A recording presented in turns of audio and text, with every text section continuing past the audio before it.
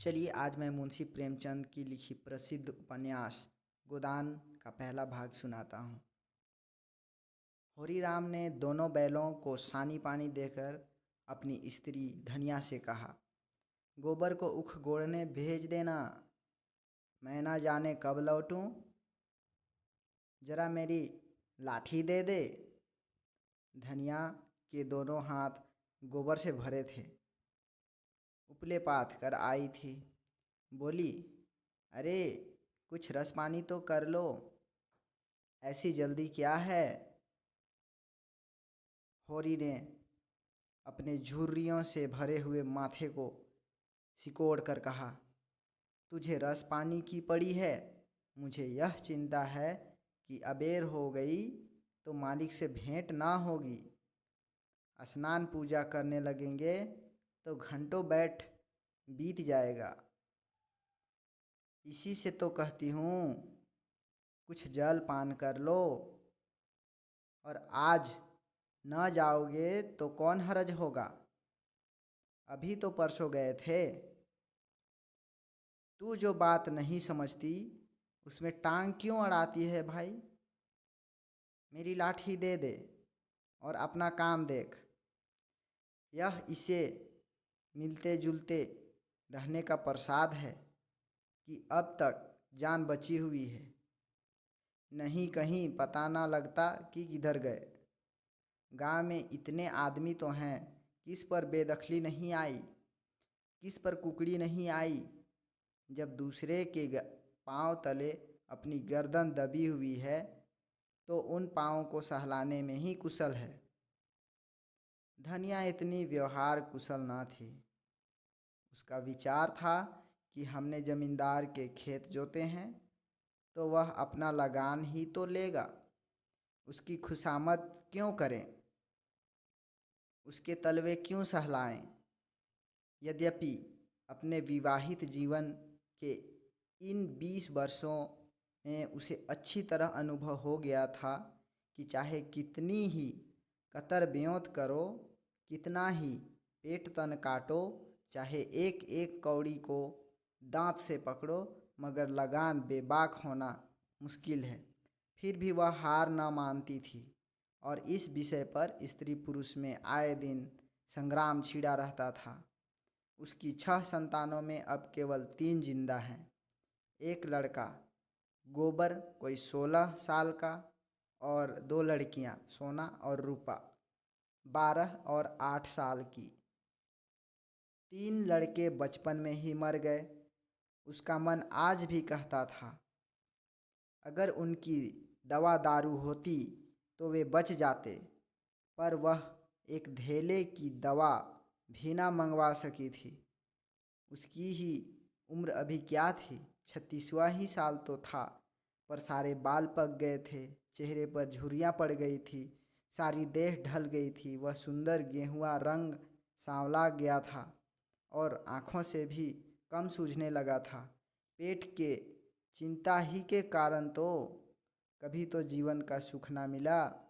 इस चिर अस्थायी जीर्णावस्था ने उसके आत्मसम्मान को उदासीनता का रूप दे दिया था। जिस गृहस्थी में पेट की रोटियां भी ना मिले, उसके लिए इतनी खुशामद क्यों। इस परिस्थिति में उसका मन बराबर विद्रोह किया करता था और 2-4 घुड़कियां खा लेने पर ही उसे यथार्थ का ज्ञान होता था। उसने परास्त होकर होरी की लाठी, मिर्जई, जूते, पगड़ी और तमाखू का बटुआ लाकर सामने पटक दिया। होरी ने उसकी ओर आंखें तरेर कर कहा, क्या ससुराल जाना है जो 5 पोशाक लाई है। ससुराल में भी तो कोई जवान साली सलहज नहीं बैठी है जिसे जाकर दिखाऊं। होरी के गहरे सांवले पिचके हुए चेहरे पर मुस्कुराहट की मृदुता झलक पड़ी। धनिया ने लजाते हुए कहा, ऐसे ही तो बड़े सजीले जवान हो कि साली सलहजे तुम्हें देखकर रीझ जाएंगी।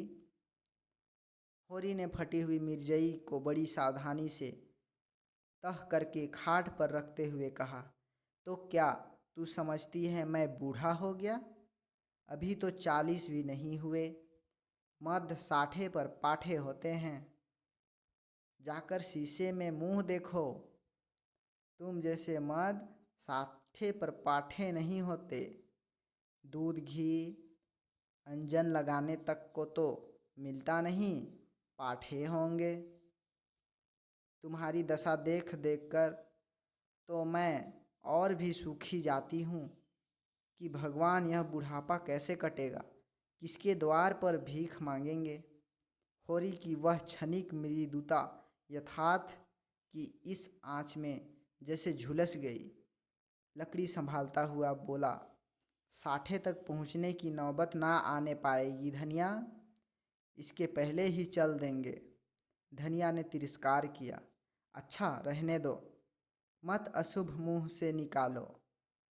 तुमसे कोई अच्छी बात भी कहे तो लगते हो कोसने। होरी कंधे पर लाठी रखकर घर से निकला तो धनिया द्वार पर खड़ी उसे देर तक देखती रही। उसके इन निराशा भरे शब्दों ने धनिया के चोट खाए हुए हृदय में आतंकमय कंपन सा डाल दिया था। वह जैसे अपने नारीत्व के संपूर्ण तप और व्रत से अपने पति को अभयदान दे रही थी। उसके अंतःकरण से जैसे आशीर्वादों का व्यूह सा निकलकर होरी को अपने अंदर छिपाए लेता था।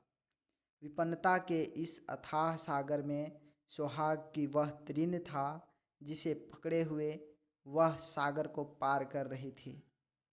इन असंगत शब्दों ने यथार्थ के निकट होने पर भी मानो झटका देकर उसके हाथों से वह तिनके का सहारा छीन लेना चाहा, बल्कि यथार्थ के निकट होने के कारण ही उनमें इतनी वेदना शक्ति आ गई थी। काना कहने से काने को जो दुख होता है वह क्या 2 आँखों वाले आदमी को हो सकता है। होरी कदम बढ़ाए चला जाता था। पगडंडी के दोनों ओर उख के पौधों की लहराती हुई हरियाली देखकर उसके मन में कहा, भगवान कहीं गौ से बरखा कर दे और डाँड़ी भी सुभीते से रहे तो एक गाय जरूर लेगा। देसी गायें तो ना दूध दें ना उनके बछड़े ही किसी काम के हों। बहुत हुआ तो तेली के कोल्हू में चले, नहीं वह पछाई गाय लेगा, उसकी खूब सेवा करेगा। कुछ नहीं तो 4-5 सेर दूध होगा। गोबर दूध के लिए तरस तरस कर रह जाता है। इस उम्र में न खाया पिया तो फिर कब खाएगा। साल भर भी दूध पी ले तो देखने लायक हो जाएगा। बछड़े भी अच्छे बैल निकलेंगे। 200 से कम की गोई ना होगी। फिर गऊ से ही तो द्वार की शोभा है। सवेरे सवेरे गऊ के दर्शन हो जाएं तो क्या कहना। न जाने कब यह साध पूरी होगी, कब वह शुभ दिन आएगा। हर एक गृहस्थ की भांति होरी के मन में भी गऊ की लालसा चिरकाल से संचित चली आती थी। यही उसके जीवन का सबसे बड़ा स्वप्न, सबसे बड़ी साध थी। बैंक सूद से चयन करने या जमीन खरीदने या महल बनवाने की विशाल आकांक्षाएं उसके नन्हे से हृदय में कैसे समाती। जेठ का सूर्य आमों के झुरमुट में से निकलकर आकाश पर छाई हुई लालिमा को अपने रजत प्रताप से तेज प्रदान करता हुआ ऊपर चढ़ा रहा था और हवा में भी गर्मी आने लगी थी।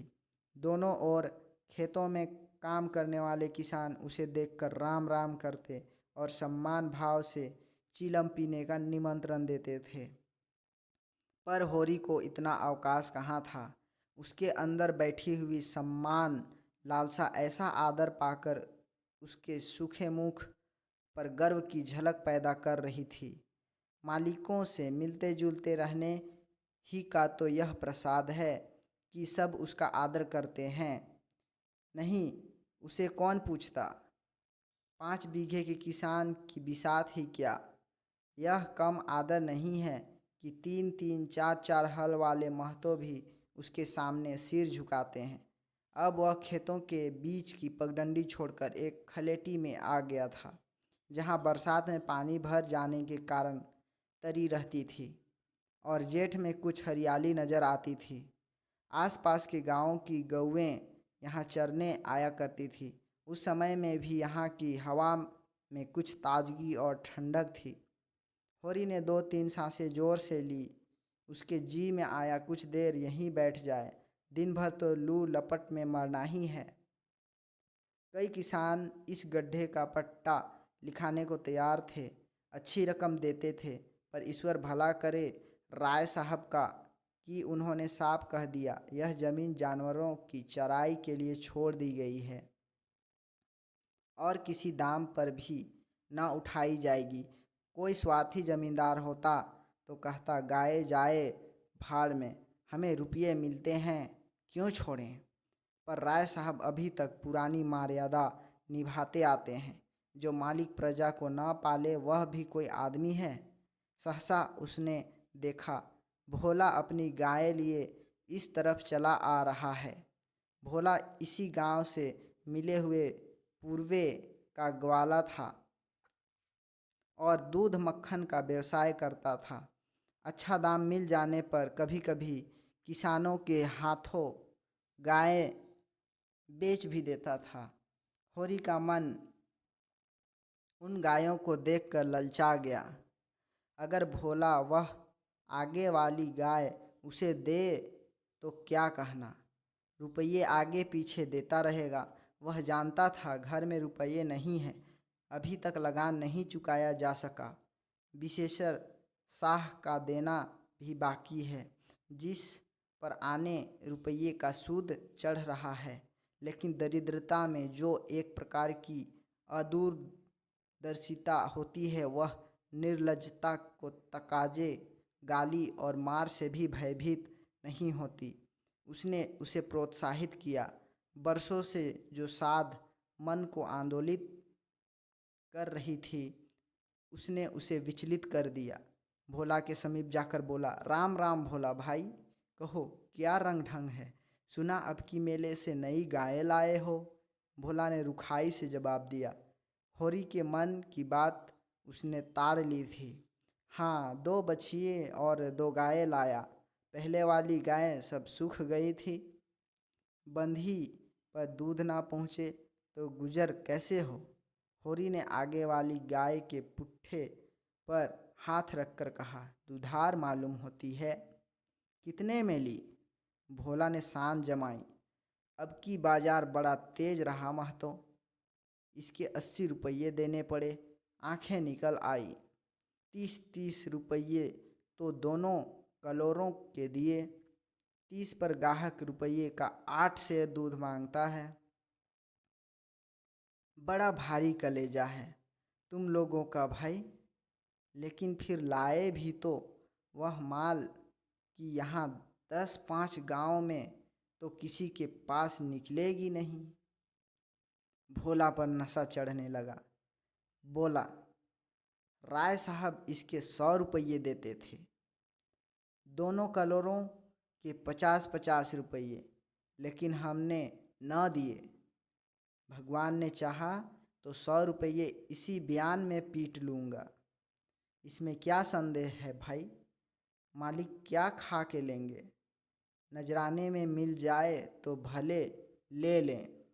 यह तुम्ही लोगों का गुर्दा है कि अंजुली भर रुपये तकदीर के भरोसे गिन देते हो। यही जी चाहता है कि इसके दर्शन करता रहूं। धन्य है तुम्हारा जीवन कि गौओं की इतनी सेवा करते हो। हमें तो गाय का गोबर भी मयस्सर नहीं। गिरस्त के घर में एक गाय भी ना हो तो कितनी लज्जा की बात है। साल के साल बीत जाते हैं, गोरस के दर्शन नहीं होते। घरवाली बार बार कहती है, भोला भैया से क्यों नहीं कहते। मैं कह देता हूँ, कभी मिलेंगे तो कहूँगा। तुम्हारे स्वभाव से बड़ी प्रसन्न रहती है। कहती है, ऐसा मर्द ही नहीं देखा कि जब बातें करेंगे नीची आंखें करके कभी सिर नहीं उठाते। भोला पर जो नशा चढ़ रहा था उसे इस भरपूर प्याले ने और गहरा कर दिया। भोला बोला, भला आदमी वही है जो दूसरों की बहू बेटी को अपनी बहू बेटी समझे। जो दुष्ट किसी मेहरिया की ओर ताके उसे गोली मार देनी चाहिए।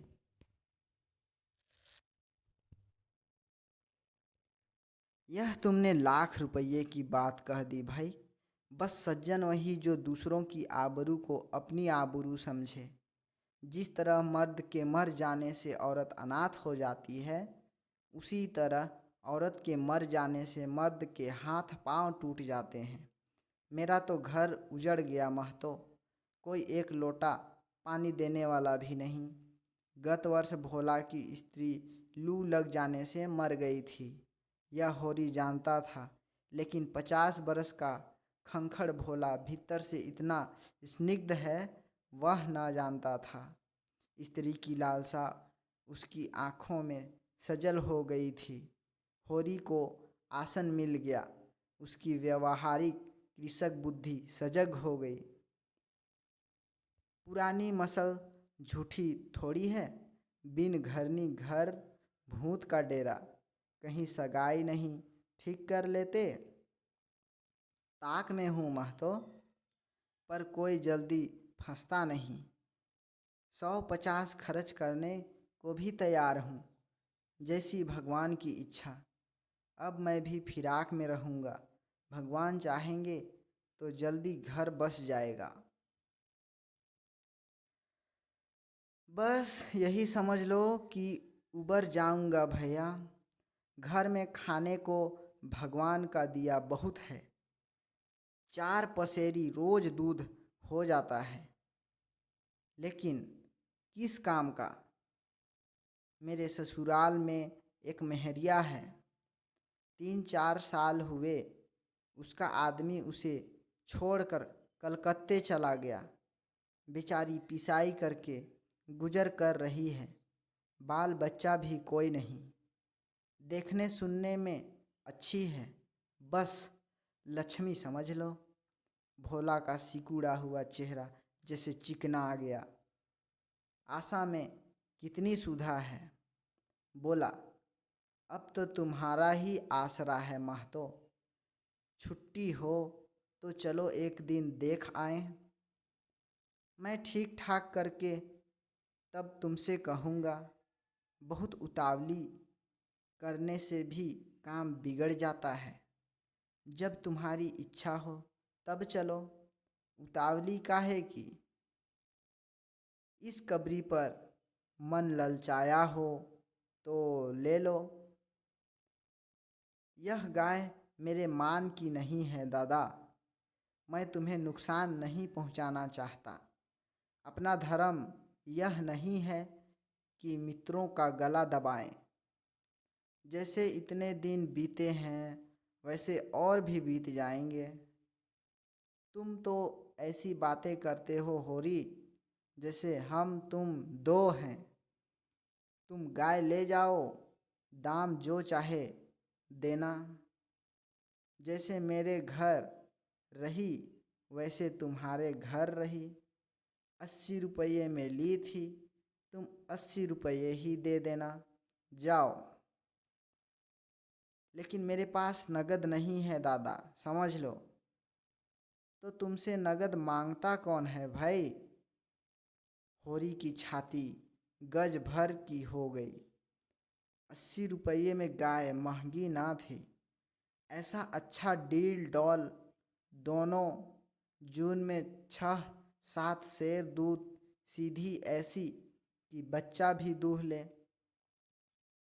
इसका तो एक एक बाछा 100-100 का होगा।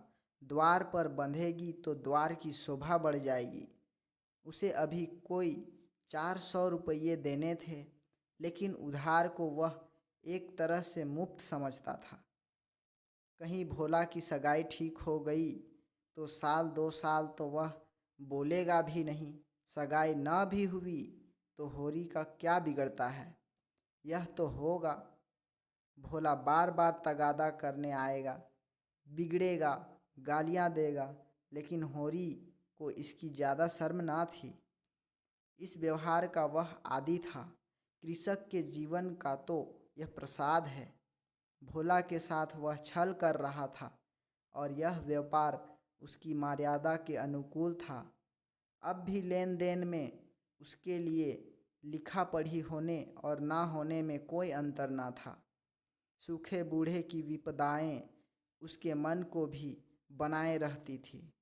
ईश्वर का रौद्र रूप सदैव उसके सामने रहता था, पर यह छल उसकी नीति में छल न था।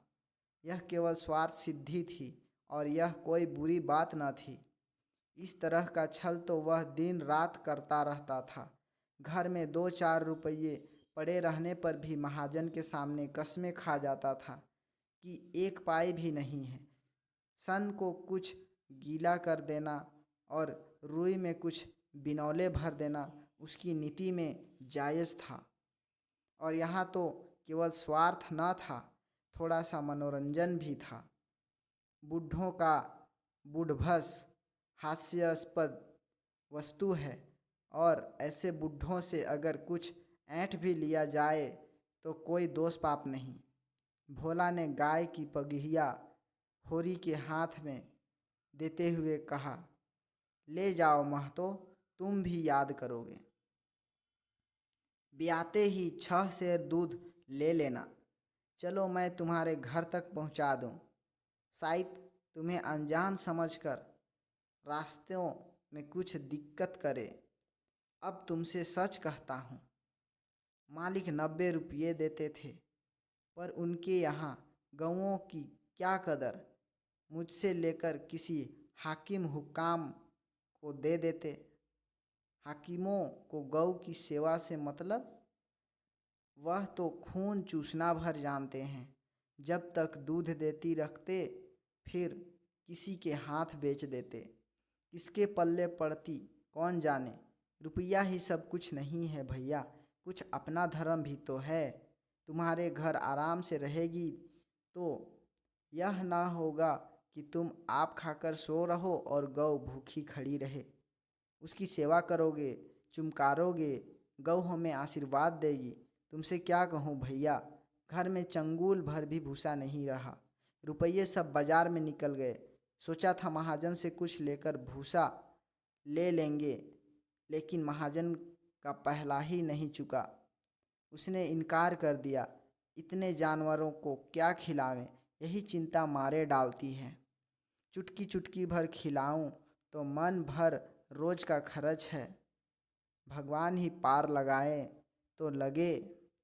होरी ने सहानुभूति के स्वर में कहा, तुमने हमसे पहले क्यों नहीं कहा? हमने 1 गाड़ी भूसा बेच दिया। भोला ने माथा ठोक कर कहा, इसलिए नहीं कहा भैया कि सबसे अपना दुख क्यों रोऊं। बांटता कोई नहीं, हंसते सब हैं। जो गायें सूख गई हैं उनका गम नहीं, पत्ती सत्ती खिलाकर जिला लूँगा।